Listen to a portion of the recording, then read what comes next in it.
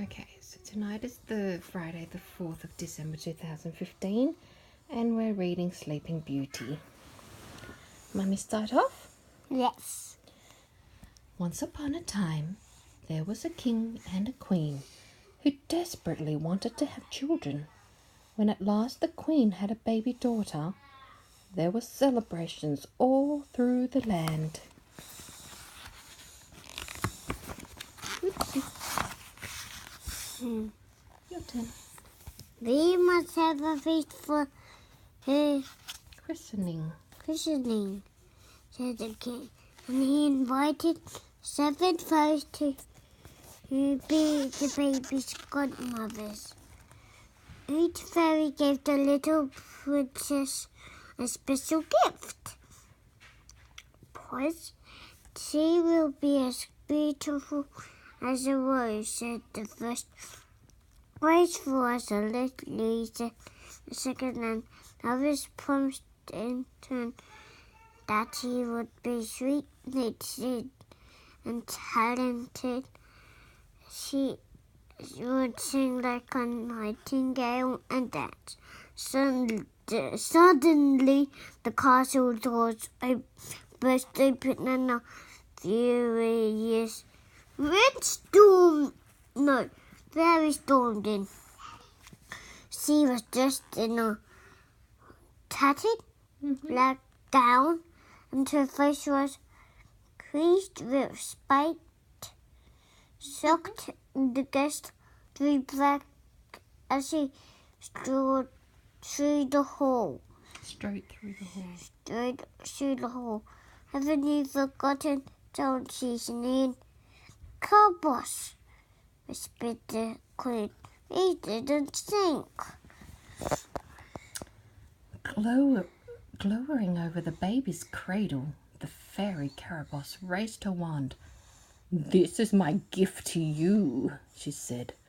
"When you are 16 years old, you will prick your finger on a spindle and die." The guests gasped, and the queen fainted. Then the 7th fairy stepped forward. "I haven't given my gift yet," she said. "I can't undo this wicked curse, but perhaps I can make it a little better. The princess won't die, but she will fall asleep for 100 years." The next day, the king passed a law to ban spinning wool with spindles, and he gave orders, I can't see it then, for every spindle in the land to be destroyed. Bonfires were built on every town square and village green, and for 16 years there wasn't a spindle to be found anywhere.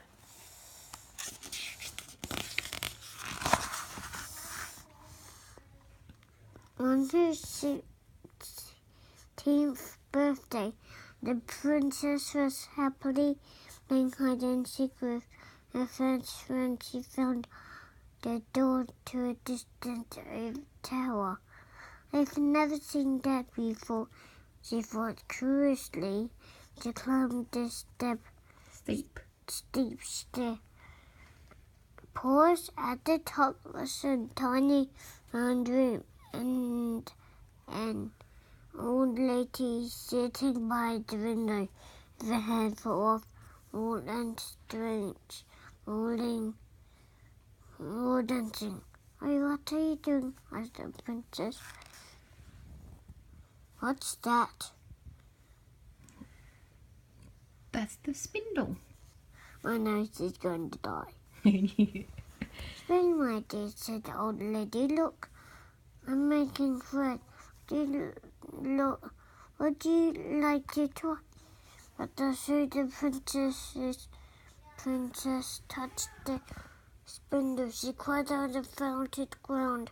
The old lady called help, and servants came, singing, but nobody could wake the princess. Oh dear. They carried her to her bedroom and laid her down on her bed.